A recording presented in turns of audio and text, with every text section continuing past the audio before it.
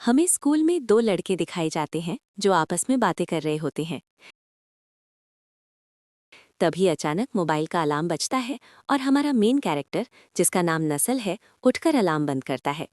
तभी हमें समझ आता है कि जो कुछ भी अभी तक दिखाया गया था वो दरअसल नसल का सपना था। नसल मन ही मन सोचता है, जिस दिन मुझे उसके बारे में सपना आता है उस दिन मेरा पूरा दिन खराब हो जाता है। पिछली बार मुझे पिछले समर में उसका सपना आया था। 10 साल बीत चुके हैं, लेकिन जब भी वो मेरे सपने में आता है तो ऐसा लगता है जैसे बात कल की हो। अब तो ये किसी श्राप जैसा लगने लगा है। सीन शिफ्ट होता है और अब हम ऑफिस में पहुंचते हैं। नसल की एक कोवर्कर उससे पूछती है कि क्या उसने आज की मीटिंग के लिए प्रेजेंटेशन तैयार कर लिया है। नसल बताता है कि उसने फाइनल वर्जन पूरा कर लिया है, बस एक बार रिव्यू करना बाकी है। ये सुनकर उसकी कोवर्कर खुश हो जाती है और उसकी तारीफ करती है। नसल मन में सोचता है, तो क्या हुआ अगर मुझे सपना आया था। फिर वो सबके साथ मीटिंग में जाता है जहाँ सब कुछ बहुत स्मूथ तरीके से हो जाता है। मीटिंग के बाद वो अपनी सीट पर बैठकर मुस्कुराते हुए सोचता है, लगता है आज मेरा जिंक्स टूट गया। घर जाने का समय होने ही वाला होता है कि एक कोवर्कर उससे रिक्वेस्ट करता है कि वो उसका काम भी कर दे, क्योंकि उसे डॉक्टर के साथ अपॉइंटमेंट के लिए जाना है और काम कल जमा करना है। नसल कहता है, अगर डॉक्टर का अपॉइंटमेंट है तो ठीक है, मैं तुम्हारा काम कर दूंगा। उसका कोवर्कर शुक्रिया कहकर चला जाता है और बाकी कर्मचारी भी धीरे धीरे ऑफिस से निकलने लगते हैं। सबके जाने के बाद नसल मन में सोचता है, क्या ये सब उसी सपने की वजह से हो रहा है? शायद आज मुझे देर तक काम करना ही लिखा है। खैर, देर तक काम करना इतना भी बुरा नहीं है। जब नसल काम शुरू करता है तो उसे पता चलता है कि कोवर्कर ने ढंग से कुछ भी तैयार नहीं किया था। किसी तरह वो सारा काम खत्म करता है और ऑफिस से बाहर निकलता है। घर जाते समय वो सैंडविच ब्रेड लेने के लिए एक बेकरी में जाता है, लेकिन वहाँ पता चलता है कि ब्रेड खत्म हो चुकी है। बाहर निकलकर वो घर फ़ोन करता है और बताता है कि आज सैंडविच ब्रेड नहीं मिल पाई।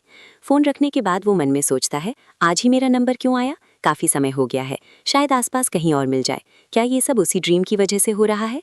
उसे याद आता है कि कंपनी की बिल्डिंग के पीछे एक और बेकरी है। वो सोचता है शायद वहाँ मिल जाए, पता नहीं बचे होंगे या नहीं। वो जल्दी जल्दी उस बेकरी तक पहुँचता है, जो बंद होने में सिर्फ 10 मिनट बाकी होते हैं। नसल अंदर जाता है और काउंटर पर रखी आखिरी सैंडविच ब्रेड उठा लेता है। खुशी खुशी बिलिंग कराने के लिए नसल काउंटर की तरफ बढ़ता है, लेकिन जैसे ही उसकी नज़र काउंटर पर जाती है वो ठिठक जाता है। सामने वही शख्स खड़ा होता है जिसके बारे में उसने पिछली रात सपना देखा था, और वही जिसने 10 साल पहले उससे अपने प्यार का इजहार किया था। नसल के मन में हलचल होने लगती है। कैन जून, वो धीरे से सोचता है। कैन जून भी उसे देखकर पल भर के लिए चौंक जाता है, लेकिन तुरंत खुद को संभालकर सामान्य आवाज़ में बिलिंग करने लगता है। दोनों के बीच एक अजीब सी खामोशी छा जाती है। ब्रेड लेकर जब नसल दुकान से बाहर निकलता है तो उसके मन में विचारों का तूफान चल रहा होता है। चाहे जैसे भी सोचूं, वही है। क्या इसलिए मुझे उसका सपना आया था? मैंने कभी नहीं सोचा था कि इस तरह मुलाकात होगी। जो हो चुका है उसे बदला तो नहीं जा सकता। मैं टाइम में वापस नहीं जा सकता और ऐसा भी नहीं दिखा सकता कि कुछ हुआ ही नहीं था। अगर कोई लड़का किसी दूसरे लड़के से लव कन्फेशन सुने तो शायद उसका रिएक्शन भी वैसा ही हो। शायद मैं ही ज़्यादा सोच रहा हूँ।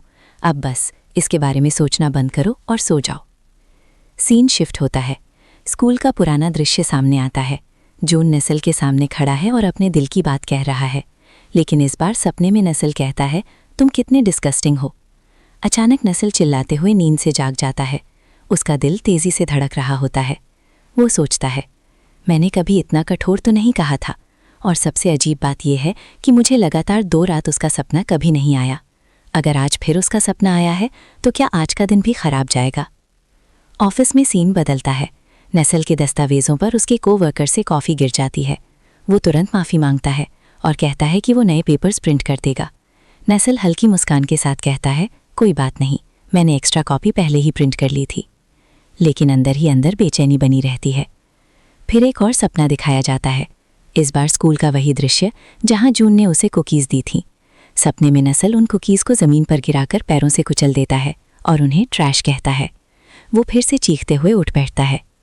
नसल माथा पकड़कर सोचता है, ये सपने दिन ब दिन इतने डरावने क्यों होते जा रहे हैं? अब तो वो चीज़ें भी दिख रही हैं जो मैंने कभी की ही नहीं थी। मैंने तो बस... उसकी बात अधूरी रह जाती है, लेकिन उसके चेहरे पर साफ दिख रहा होता है कि अतीत अब सिर्फ याद नहीं बल्कि एक बोझ बन चुका है। बात करते करते तभी लंच टाइम हो जाता है। नसेल का कोवर्कर उसके साथ कैफेटेरिया में चलने को बोलता है, जिस पर नसेल बोलता है, मुझे आज कहीं जाना है, और फिर वो मन में बोलता है, अब बस कुछ ही मिनट्स में कैंगजू का भी रिएक्शन इनकी तरह होगा। फिर जब यंसुल शॉप पर पहुंचता है तब वो काउंटर पर जुन की जगह एक लड़की को देखकर मन में बोलता है, मैं इसके लिए तो तैयार नहीं था। तो वो सुबह और शाम अकेले काम नहीं करता है। मुझे लगता था कि एक ही पर्सन मॉर्निंग शिफ्ट करता होगा और दूसरा पर्सन इवनिंग शिफ्ट करता होगा, पर ये काफ़ी छोटा सा स्टोर है।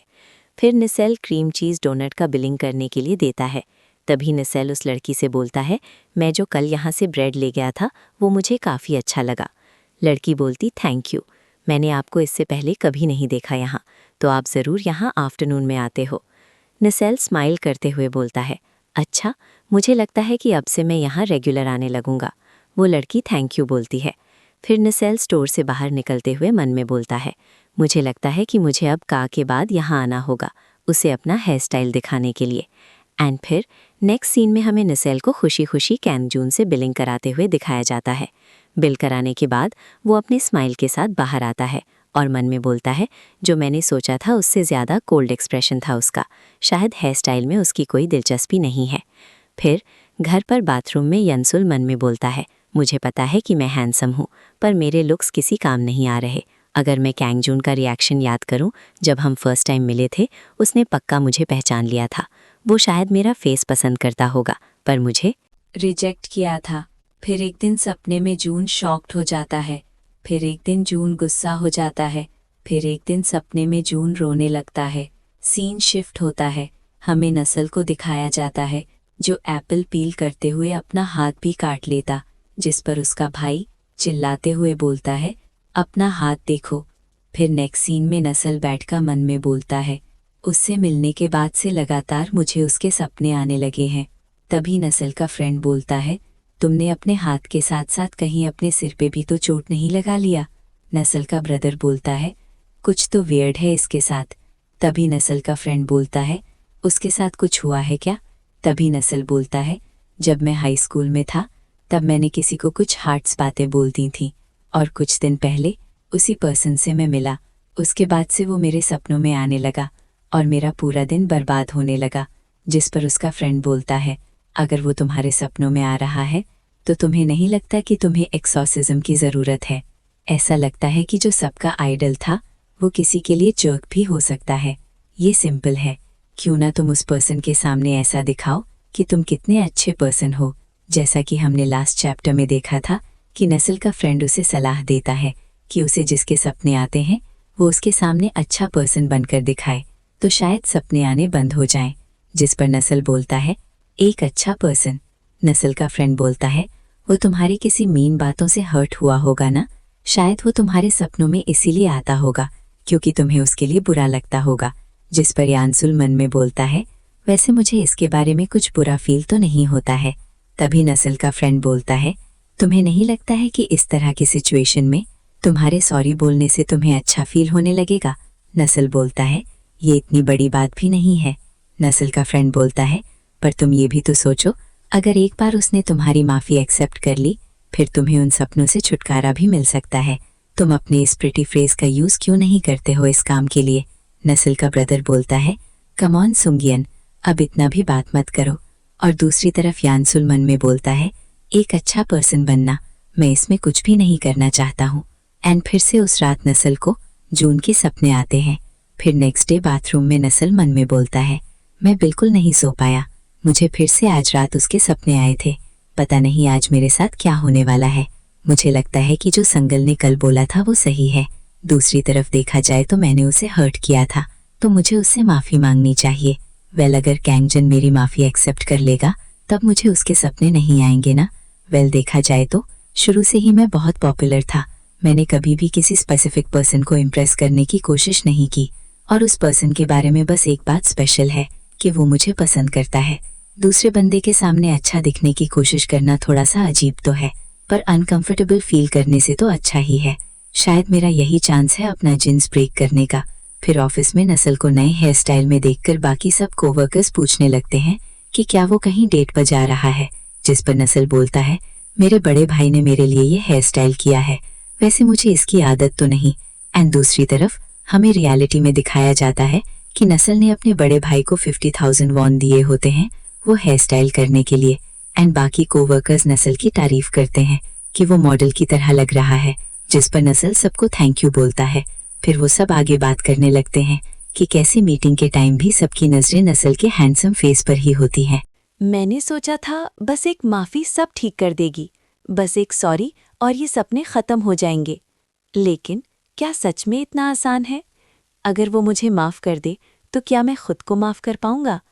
10 साल पहले जो हुआ, क्या वो सिर्फ एक गलती थी या किसी की ज़िंदगी बदल देने वाला फैसला? मैं उसके सामने खड़ा हूँ, दिल की धड़कन इतनी तेज़ है जैसे सब सुन सकते हों। आज तय होगा, क्या ये जिंक्स टूटेगा या मेरी रातें हमेशा इसी डर के साथ गुजरेंगी। पर मुझे नहीं पता था कि सच सिर्फ मेरे पास नहीं है और अगला झटका मेरी सोच से भी बड़ा होने वाला है। क्या नस्ल सच में बदल गया है या अतीत अभी जिंदा है? जानने के लिए अगला पार्ट ज़रूर देखें।